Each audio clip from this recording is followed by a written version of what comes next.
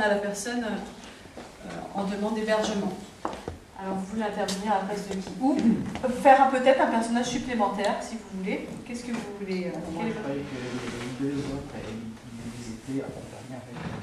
D'accord. Vous voulez faire quelqu'un qui accompagne cette personne, c'est ça?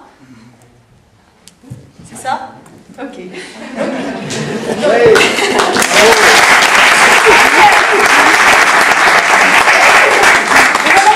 Et eux non plus, ils ne vont pas s'attendre à ce que vous... Et eux non plus, ils ne savent pas ce que vous allez leur proposer.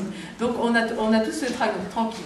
Essayez comme que vous ferez dans la vie, d'accord? Qu'est-ce qu'on ferait à ce moment-là? À ce moment-là, au moment où j'ai arrêté, vous voulez? Au tout départ, ok. Donc on dit que vous êtes là, vous êtes aussi un assistant social, c'est ça, ici? Vous accompagnez, c'est-à-dire vous l'accompagnez comment? Vous êtes qui par rapport à elle? Quelqu'un qui fait partie du... Il faut que ce soit clair ça pour vous. Donc j'accompagne madame. D'accord, vous êtes un ami. Très bien, ok, très bien. Alors on y va. Bonjour. Bonjour. Bonjour.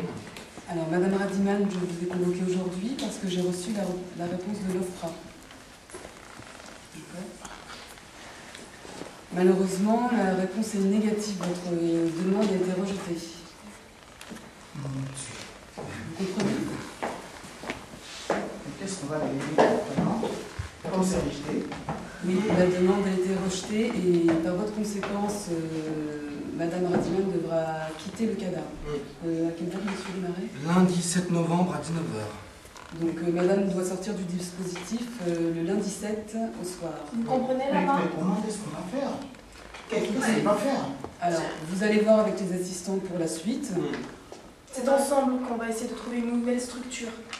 Encore, nous avons 3 semaines pour faire ça. Mais c'est pas possible comme ils ont rejeté. Mais comment est-ce que là, c'est vraiment... c'est impossible. Le problème de Lama, c'est qu'elle a menti sur sa grossesse. Merci, voilà. Écoutez, s'il vous plaît, ce n'est pas ma décision et vous n'avez pas respecté le règlement. Nous avons un règlement. Tu m'as pas dit. Écoutez, nous n'accueillons pas de femmes avec enfants. Madame le savait, elle a signé une attestation sur l'honneur. Donc moi, je ne peux rien faire de plus. Maintenant, la demande d'asile ne dépend pas de moi. En ce qui concerne l'établissement, on a un règlement et... Mais on va faire quelque chose, mais orientez-nous, mais on peut... Alors, vous allez voir avec les assistantes sociales, ce n'est plus mon rôle. Voilà, c'est elle qui va vous orienter, monsieur. Nous, on ne peut plus rien faire. Et maintenant, elle va habiter où actuellement, comme elle va partir? Madame Colovar et Madame Dupont vont s'occuper de vous. S'il vous plaît, pas de stérile ici, c'est pas l'endroit. S'il vous plaît, personne n'a de famille au cadavre. Nous avons des listes d'attente. 15 personnes. Écoutez, on a 15 personnes en attente. Madame n'a pas suivi le règlement. Alors, peut-être qu'on peut essayer d'élargir la période. Écoutez, je vous ai donné 3 semaines de délai. Normalement, c'est une semaine. Vous voyez bien qu'elle a un bébé d'1 mois. Oh, s'il vous plaît, Écoutez, justement... tout petit. Attention, Séraphine, ça va vous tomber dessus, je vous le dis. Ok, je fais un petit stop là. Oui. Vous voulez continuer? Non, allez-y, allez-y. Si vous n'êtes pas allé au bout, allez-y. Non, ça va. Est-ce que vous êtes allé au bout là ou pas? Non, je vous laisse continuer. Vous allez dire. Non, ça va. Allez-y. Ça va.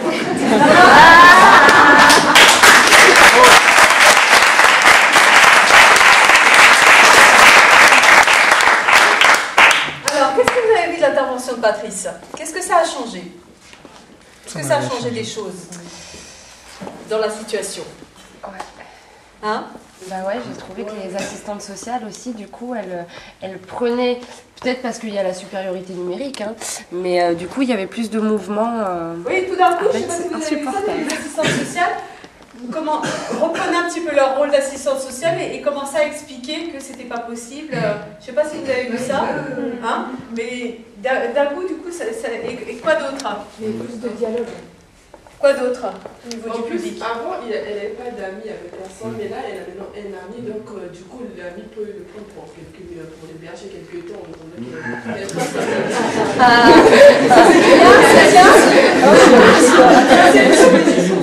Alors, effectivement, on peut supposer ça, etc. Et au niveau des personnages de la directrice, est-ce que ça a changé quelque chose? Non. Oui. Moi, ce qui me frappe, c'est qu'au début, quand il y a les deux assistantes sociales et puis les deux membres de l'administration, ils sont dans un huis clos administratif. Et le fait qu'il y a une personne qui vient de l'extérieur, ils ne sont plus dans cet enfermement administratif. Et seulement le fait qu'il y a une personne extérieure qui regarde, il y a quelque chose qui peut-être de l'ordre, pas du côté de l'administration, mais du côté des assistantes sociales, elles sont obligées de se mobiliser parce qu'il y a un regard extérieur qui est un peu une conscience. Oui, elles sont obligées de se mobiliser. On peut imaginer qu'il va se passer quelque chose où elles se sentent un peu soutenues. J'ai eu l'impression. Elles sont, la présence de cette personne permet à ce qu'il y ait un tout petit peu plus de réalité émotionnelle. Parce que sinon, c'est purement administratif ce qui se passe avec les deux assistants sociaux qui sont apparemment complètement paralysés. Oui, là, ils se sentent concernés tout d'un coup. C'est ça que vous voulez faire, Patrice?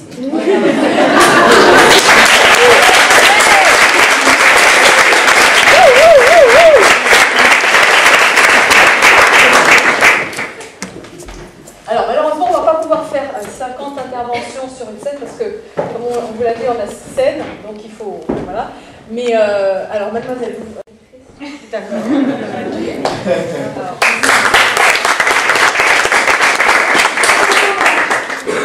Dès le début. D'accord. Vous pensez que la directrice est en difficulté? En fait, je pensais que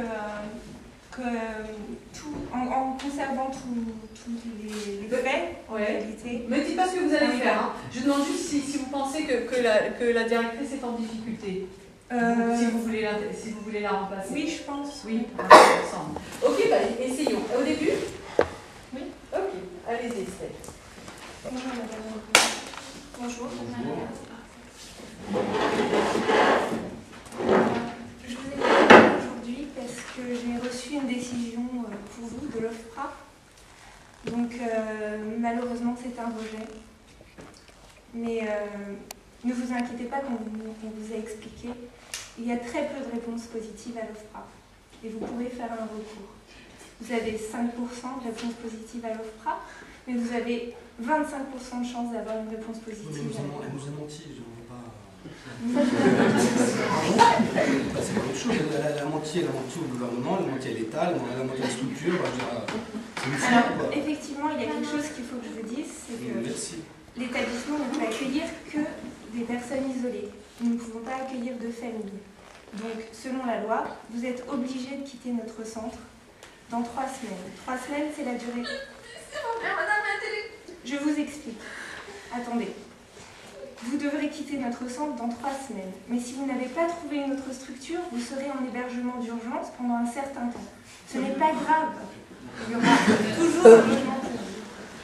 Ensuite, vous pourrez obtenir une autre structure et vous aurez une autre place en Canada où il y aura des familles et qui sera beaucoup plus adaptée à votre situation. Vous avez peur de rien, non? S'il vous plaît, c'est ma famille, c'est un pied, c'est mon autre Canada, autre place.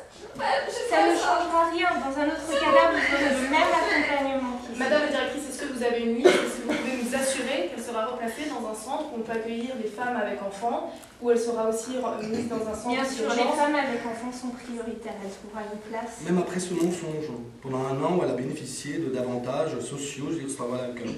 Tout le monde va venir, tout le monde va faire des enfants. Donc la seule chose, c'est que la loi nous encadre la garde d'enfants et qu'elle soit possible. D'accord, donc nous avons 3 semaines pour trouver un centre d'urgence. Tout à fait. Mais non, un nouveau cadavre. Un nouveau cadavre. Voilà. Mais vous savez bien qu'en 3 semaines, on ne trouvera pas. Mais dans 3 semaines, si elle n'a pas encore de place dans un nouveau cadavre, elle ira en hébergement en hôtel pendant un certain temps, qui sera adapté à sa situation. Écoutez, elle a tous ses repères ici. Elle est arrivée ici, on l'a accueillie.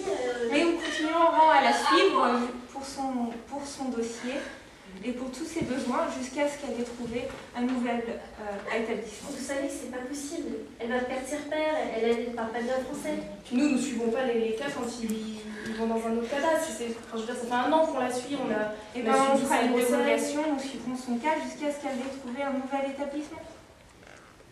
C'est parce qu'elle reste ici. Elle a besoin de rester ici, elle ne veut pas. On a discuté de c'est quoi ce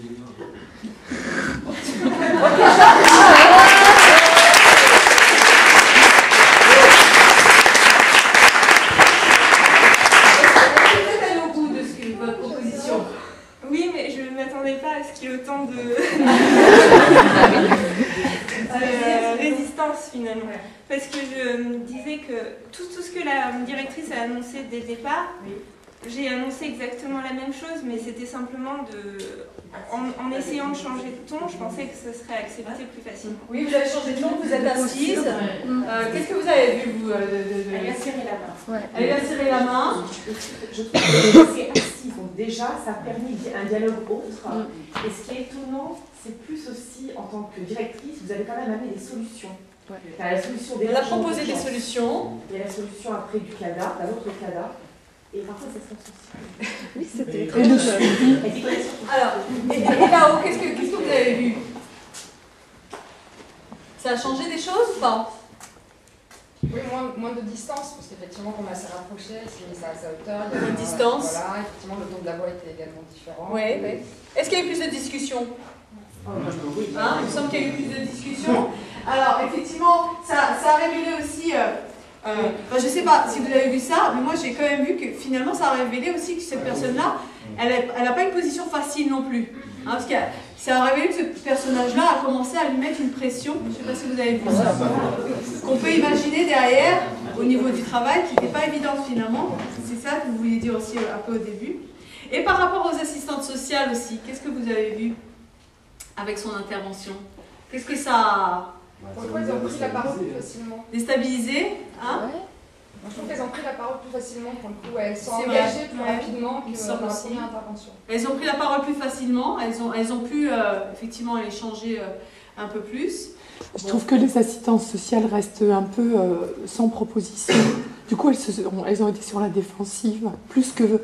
Ah oui, alors, et on peut imaginer... en fait, c'est toujours la directrice qui propose. Pour le suivi, elles ont dit, ben oui, mais est-ce qu'on peut imaginer être détaché sur ce... Ou alors avoir un relais avec les autres assistantes sociales. C'est encore la directrice, du coup, qui propose et qui propose. Ouais. Je la trouve très...